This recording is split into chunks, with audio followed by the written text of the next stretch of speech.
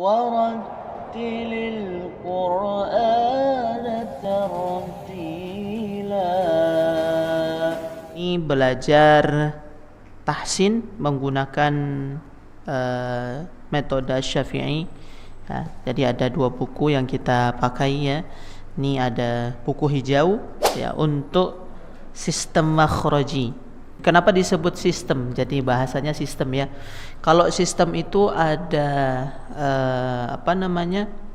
sangkut paut antara satu unsur dengan unsur yang lain. Nah, ini makanya disebut dengan sistem.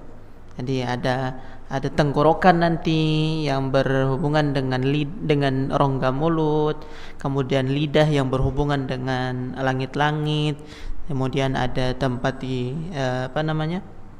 yang berdesis ya, ada tempat yang terhenti.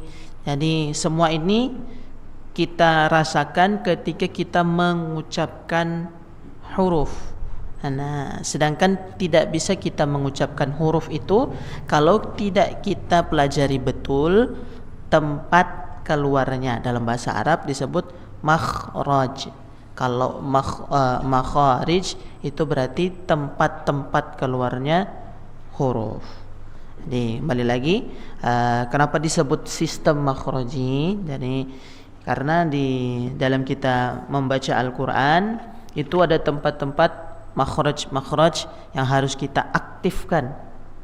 Tidak boleh sembarangan dalam mengucapkan huruf-huruf dalam Al-Quran, karena dia khawatirkan akan tertukar antara huruf yang satu dengan huruf yang lainnya.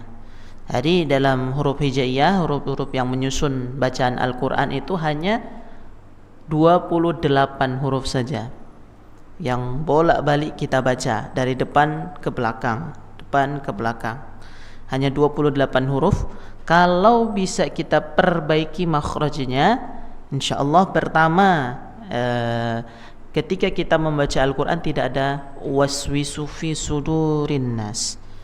Dah betul belum ini bacaan saya?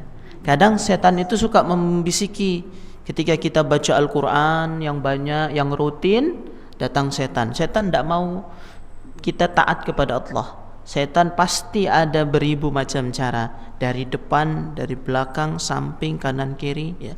Dari dalam keluarga maupun lingkungan, untuk menggoda kita supaya tidak baca Al-Quran. Nah, di antara yuwaswisu fi sudurin nas, bisikan setan itu ketika kita ragu-ragu dalam bacaan kita sendiri ya, sudah betul atau belum ini bacaannya. Nah, itu bagian dari waswisu fi sudurin nas. Kalau kemudian kita tidak iringi dengan belajar, tapi ketika kita iringi dengan belajar, maka itu menjadi semangat yang lain ya, bukan lagi was-was, tetapi semangat untuk memperbaiki diri lebih baik lagi ke depannya dalam menjalankan ibadah kita, terutama sholat.